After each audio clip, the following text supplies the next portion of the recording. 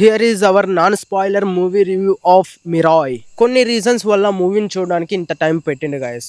ఇంకా లేట్ చేయకుండా మూవీ రివ్యూలోకి వెళ్ళిపోతే ఫస్ట్ స్టోరీ లైన్ గురించి మాట్లాడుకుంటే, అప్పటిలో అశోక చక్రవర్తి తన దగ్గరున్న పవర్స్ అండ్ జ్ఞానాన్ని 9 బుక్స్లో స్టోర్ చేసి ఒక 9 అన్నోన్ మెన్స్కే ఇస్తాడు. బికాస్ ఈ బుక్స్ అనేది చెడ్డవాళ్ళ చేతికి వెళ్ళకూడదని. అండ్ ఆ 9 మంది అనేది ప్రపంచంలో వివిధ మూలాలకైతే వెళ్ళిపోయి వాళ్ళైతే జీవిస్తూ ఉంటారు.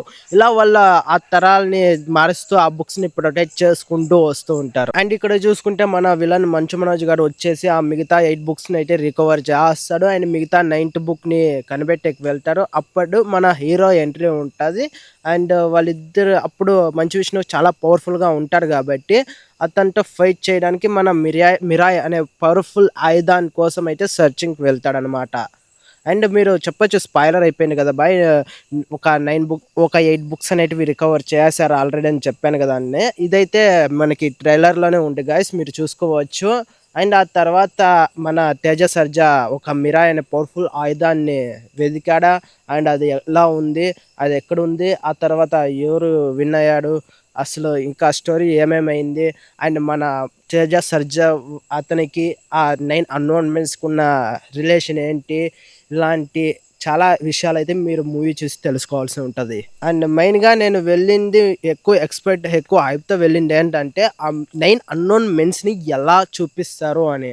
బట్ దెబ్బేసిందే అదే మెయిన్ గైస్. అసలు మరీ చాలా చాలా అంటే చాలా ఒక కామెడీగా చూపించారు ఆ 9 అన్నోన్ మెన్స్ని. వాళ్ళు అన్ని తరాల అన్ని యుగాల నుంచి వాళ్ళు కాపాడుకుంటూ వస్తున్నారంటే వాళ్ళు ఎంత పవర్ఫుల్గా ఎలా ఉండాలి. సో అలాంటి వాళ్ళని చాలా చీప్గా చూపించేశారనమాట.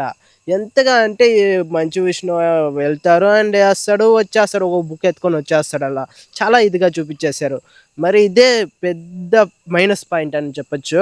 అండ్ ఇంకొక మైనస్ ఏంటంటే మనకి ఎక్కడెక్కడ మనకి చూపించవచ్చు, మనకి ఇంట్రెస్టింగ్గా చూపించాల్సిన చోట్లలో అంతా మనకి ల్యాగ్ చేస్తారు. ఎలా ఉంటుందంటే ఇప్పుడు 9 బుక్స్ ఉన్నాయి కదా, ఒక్కొక్క బుక్స్ని వెళ్ళడానికి ఎంత అడ్వెంచర్ చేయాలి కదా, అది మనకి ఇంట్రెస్టింగ్గా చూపించాల్సింది వదిలేసి అసలు ఆ పనికిరాని అనవసరమైన ల్యాగ్స్ అంతా తీసుకొని వస్తాడు. సో మనకి ఇంట్రెస్టింగ్గా చూపించాల్సింది వదిలేసి పనికిరాని విషయాలు అయితే చాలా ల్యాగ్ చేస్తాడు. ఇదే అతి పెద్ద మైనస్ దీని కూడా. సో మ్యాక్సిమం ఫస్ట్ హాఫ్ స్టార్టింగ్లో వదిలేసి ఇంకా మ్యాక్సిమం అంతా ల్యాగే వెళ్తూనే ఉంటుంది, చాలా ల్యాగ్ వస్తుంది. అసలు ఒక్కొక్కసారి అయితే నేను మూవీ వెళ్ళిపోదాం అనిపించా, అంత ల్యాగ్ వస్తుంది ఒక్కొక్కవా. అండ్ ఇంకా మూవీ పుంజుకోండేదేమో తెలిసిన మన మనోజ్ గారి బ్యాక్ స్టోరీ ఉంటుంది, అదైతే చాలా బాగుంటుంది. కొంచెం సాటిస్ఫాక్షన్ ఫీల్ వస్తుంది, అదైతే బాగుంటుంది అనమాట. సో సెకండ్ హాఫ్లో వస్తుంది ఇది. సెకండ్ హాఫ్ ఇంకా మూవీ అయితే బాగుంటుంది.